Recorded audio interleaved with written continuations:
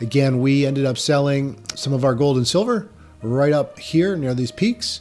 And now we are letting them figure out to debate when we're going to exit the rest of our position. I'll probably be trying to sell a bunch of my precious metals this week, trimming off. I'm very happy with the gain. We hit our $5,200 target, which is where once we blew through that, that's when we issued and sold a huge chunk of our physical metal positions for a long-term play to move aside as the market figures itself out. We sold the same silver at 113.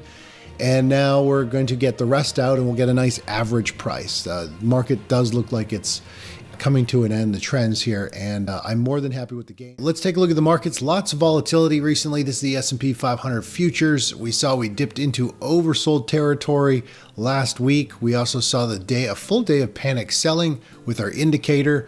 We also saw the VIX spike up to a level that usually triggers panic selling. Usually when the VIX is high, it usually means it's time to buy equities.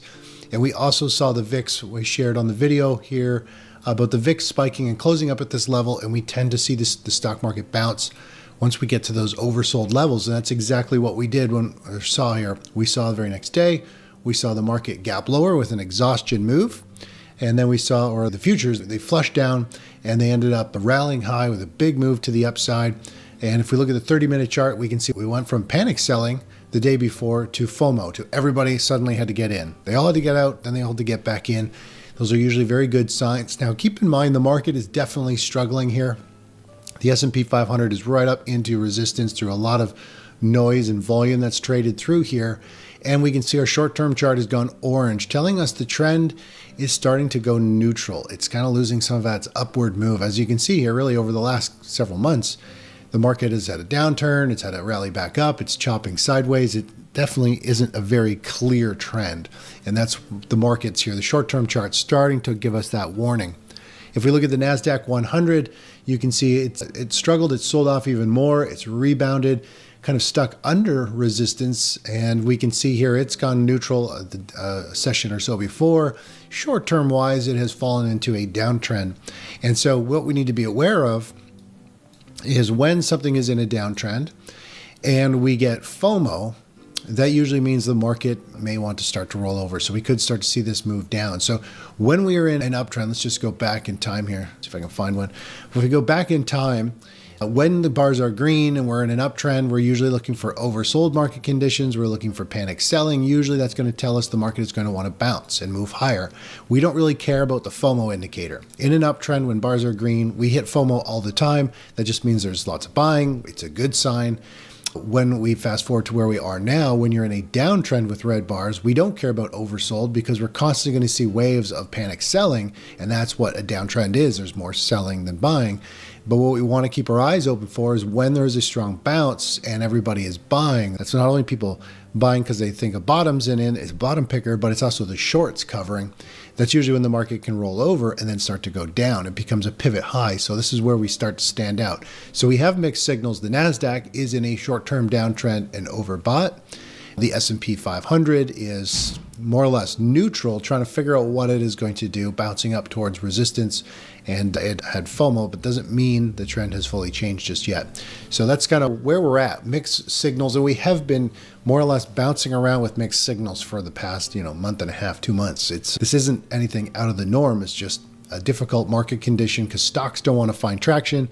All the traction has been in the precious metals space pretty much. Despite the rebound, major equity benchmarks remain technically conflicted.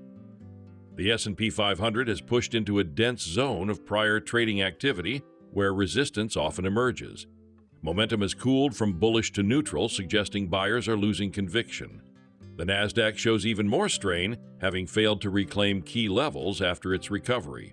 Short-term trends are slipping lower, and rallies are increasingly driven by short covering rather than new investment demand. In markets like this, upside surges can mask underlying weakness. When enthusiasm appears inside a broader downtrend, it frequently precedes renewed selling rather than sustained upside. So let's take a look where money is flowing. We have been seeing money's been pretty nervous. It has been moving into dividend stocks. If you look at the large cap dividend stocks, we have seen those pop and really start to move higher. So investors are looking for safety, and We're also seeing that kind of with utilities. Utilities haven't really rallied. They're trying to carve out a base, a bottom here. They just haven't seemed to break free, but they have gone from downtrend and neutral territory to oversold. It's primed and ready to pop and start to move higher if people continue to be nervous. If we take a look over, let's take a look at bonds real quick. If we look at TLT, bonds have been really volatile, really choppy. Again, not a whole lot of insight. When we go back, it could be putting in a big multi-year stage one base, which lots of work to still be done there, but trying to figure out what it is going to do. You can see it's ping-ponging around between downtrend, neutral, uptrend, downtrend. This is why we don't like to trade stuff in a stage one base, because it's very difficult. It's all over the place. We don't really want to trade with a coin toss. We want to jump onto the train as it's leaving the station in the direction we want. So many people jump into a stock trying to pick a bottom or a top, and it's right when the train is at the station, you don't really know which way it's going to go, right? It's a coin toss. I'm always more of a fan of letting the train start to go, and then you run and you jump onto that train, onto that trend as it's going in the direction you want, not just blindly trying to pick a top or bottom and kind of hoping that it's going to break in the way you want. As uncertainty grows, capital has begun rotating towards safety. Dividend-paying large-cap stocks have quietly outperformed, reflecting investor preference for income and stability. Utilities, long viewed as defensive holdings, are attempting to base after prolonged weakness and could attract inflows if risk aversion deepens. Meanwhile, bonds remain volatile, lacking a clear directional trend. Price action suggests a lengthy base-building process rather than an immediate breakout. These choppy conditions reinforce a core principle of trend investing. Markets without direction are best observed, not traded. Waiting for clarity reduces the risk of being caught in false starts and sudden reversals.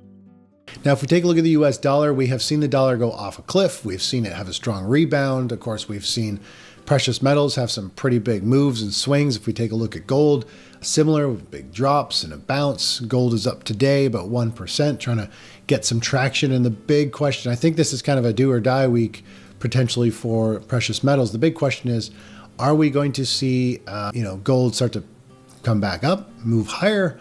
Is it actually forming a little bearish pattern or a big bearish pattern? We could see a breakdown and a bigger move down. That is the big question. It was a very strong day on Friday. The markets opened lower on the futures, and they had a very strong close. That is a good sign, some momentum there. We saw very similar with silver, which is up 3% this morning. It opened sharply lower, flushed down, and then it rebounded for a strong close, but definitely still in a downward kind of bias here. You can see the 30-minute chart on the last trading day halfway through there. We're starting to see it turn red, telling us that this trend is coming to an end. It must return and have a big pop and rally. So we'll have to see how that unfolds. If we take a look over at platinum, down 1.2%, very similar to silver chart. And if we look at palladium, down 2.5%, back on the lower end of the range. Not the best looking chart patterns. A lot of damage was done with those big sell-off days. And really, we're just waiting to see how that is going to unfold. Again, we ended up selling some of our gold and silver right up here near these peaks. And now we are letting them figure out to debate when we're going to exit the rest of our position. I'll probably be trying to sell a bunch of my precious metals this week, trimming off. I'm very happy with the gain. We hit our $5,200 target, which is where once we blew through that, that's when we issued and sold a huge chunk of our physical metal positions for a long-term play to move aside as the market figures itself out. We sold the same silver at 113. And now we're going to get the rest out and we'll get a nice average price. The market does look like it's coming to an end, the trends here. And I'm more than happy with the gains, hundreds of % return on silver. Same with gold, big moves up since I got into these in 2019 and reloaded back even more on the 2020 COVID dip, which silver had the big dip. Gold and silver have experienced sharp declines followed by strong intraday recoveries, often a sign of aggressive two-way trading. While recent sessions showed encouraging closes, short-term trends remain vulnerable. Gold is attempting to stabilize after heavy selling pressure, while silver's rebound still carries a bearish bias beneath the surface. Platinum and palladium display similar technical damage, reflecting broad stress across the metals complex. These price swings suggest the market is deciding whether this pullback is a pause within a longer cycle or the start of a deeper correction. The coming days may define the next major directional move. Back in 2020, If we go back here, it doesn't look like much because of this dwarf price action, but obviously very sharp drop in 2020 on silver, where I ended up buying a bunch of 1,000-ounce silver bars, and we got out right up here at 113.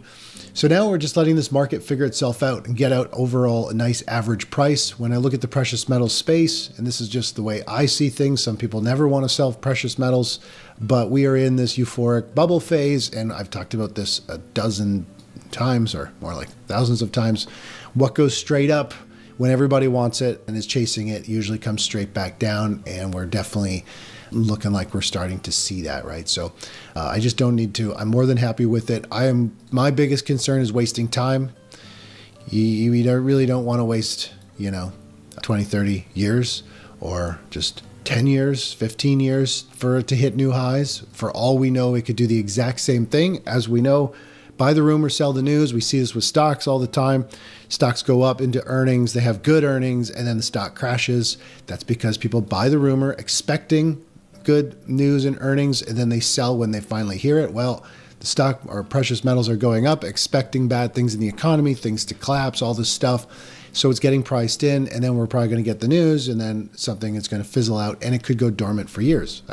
Nobody knows, right? If it starts to build a launch pad and starts to break higher, you can always get back in, but I don't need to waste decades of our time and money doing nothing just because we think something's going to happen. People have thought we're going to hit, $200 silver 30 years ago when I started this, 25 years ago. It was some big short squeeze. So you don't really want to wait for the market because it will wait you out. It will shake you out. It'll do everything it can to drag returns out if you don't manage trends. Let's take a look over at Bitcoin real quick. This is the monthly chart of Bitcoin. It's had a big move down. It feels like it has put in a significant top. Let's go back to the daily chart. We covered this in pretty good detail. We have this big move down. We talked about this big move down. We had this bear flag formation, which brought us back up here. We're using our Fibonacci levels. Use the high, use the low, use the reactionary high. That tells us where the next two targets are. 618 is the first level. If we hit the 618 and have a hiccup, a pause of some sort, we must always go down and hit the next level. We talked about 51,000 on Bitcoin for the last couple of weeks. We've now hit the first target, and this is most likely going to continue to go down. After years of strong gains, precious metals appear to be transitioning from accumulation to distribution. Periods when enthusiasm peaks and participation surges often precede cooling phases. Locking in profits near extremes is not pessimism, it's risk management. History shows that assets moving almost vertically rarely sustain that pace indefinitely. Markets can remain dormant for years after euphoric phases, testing investor patience. Stepping aside doesn't mean abandoning the thesis. It means respecting cycles. Capital can always return once a new base forms. Time, not price alone, is often the most underestimated cost of staying fully invested during uncertain transitions. MSTR, we've kind of touched on this a lot. I know a lot of you actually have this stock. Again, I'm not a fan of this stock. You probably don't want to hear it, but I absolutely can't stand this stock, can't stand the CEO blindly sucking people into $1 million Bitcoin valuations only for things to go the opposite way. I'm not a fan of a company that just bases it on leveraging Bitcoin.